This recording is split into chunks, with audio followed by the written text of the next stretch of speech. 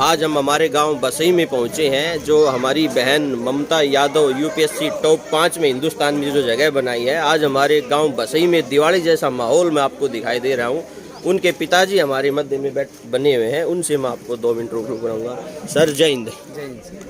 Sir, जैसा ये अपनी बहन ममता यादव आज गांव बसई में पहुंची है, उनका भव्य स्वागत फूल मालाओं से किया है, ढोल नगाड़ों के साथ। तो एक पिता होने के नाते आप जो युवा पीढ़ी को क्या संदेश देना चाहोगे? देखो, ये बेटी ना शुरू से ही इंटेलिजेंट थी जी। स्कूल में टॉप किया। स्कूल जब से बनाया था अब तक 98% किसी के नहीं आए, तो स्कूल टॉप किया। फिर हिंदू कॉलेज में एडमिशन हुआ, तो हिंदू कॉलेज में 3 साल तक फिजिक्स के अंदर टॉपर रही है। जी सर। तो पढ़ाई में तो शुरू से एक्सीलेंट रही। जब 16 में बीएससी कर रही थी, करते हुए उसने तैयारी करी, तो एसएससी सीजीएल का 16 में ही क्लियर कर लिया था। उसके बाद 17 में कोचिंग करी, 18 में कोचिंग की जी। उसने 18 में बीएससी करी, 18 में उसने बीएससी करी, करते हुए एसएससी की तैयारी करी। सीजीएल फर्स्ट टाइम हो गया था, एक्साइज में लग गया था इसका। फिर ज्वाइनिंग में टाइम लगा, तो 19 का रिजल्ट आ गया था। 19 में फर्स्ट अटैम्प्ट में यूपीएससी फर्स्ट अटैम्प्ट के अंदर 556 रैंक आया था। अभी फर्स्ट अटैम्प्ट था तो 556 आया।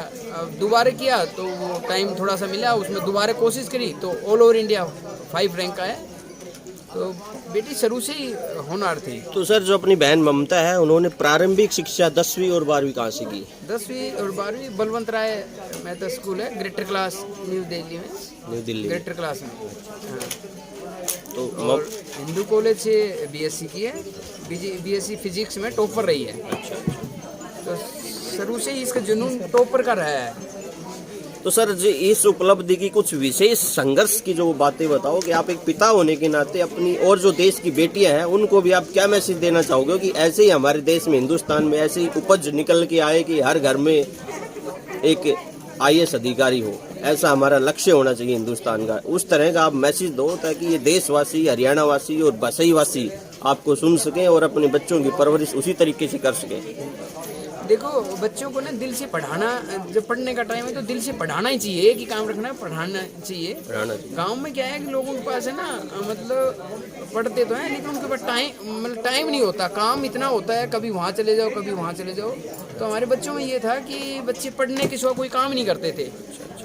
तो हमारे तो बच्चे ने पढ़ने में रहे। आपको बताऊं, मेरा बेटा भी इंस्पेक्टर, एक्साइज में इंस्पेक्टर लगा। अच्छा। तो 2016 में बीटेक किया। 2016 के अंदर ही उसका सिलेक्शन हो गया था, इंटरव्यू तक गया तो वो नहीं हो पाया, उसका रैंक अच्छा नहीं आया। फिर 2017 के अंदर उसका रैंक आया, कस्टमर एक्साइज में इंस्पेक्टर का लगा।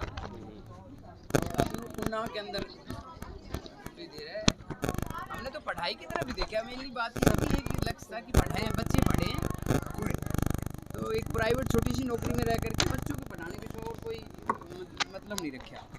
तो ये है कि माँ बाप को ये चाहिए कि बस बच्चों को पढ़ाई के लिए फोकस रखना चाहिए, कि पढ़ाई से ही फोकस रखें। भाई, आप देख रहे हो कि गांव में ना, आप कभी स्टडी करना कि घर में इतने काम होते हैं। जो जमींदारा करता है वो बच्चों को सुबह से शाम तक ये कर दो, और वो मतलब काम में इतना बिजी रखते हैं तो पढ़ाई का कम टाइम देते हैं। तो मेरे ख्याल से मकसद ये है कि मतलब शहर में रह करके बच्चों को अच्छा पढ़ा सकते हैं। पढ़ा तो गांव में भी रह सकते हैं, लेकिन उनका एक ही फोकस रहना चाहिए कि पढ़ाई, एक ही काम रहना चाहिए। पढ़ाई के सिवा कोई काम है तो पढ़ाई है, तो बच्चा हो जाएगा, कोई बड़ी बात नहीं है।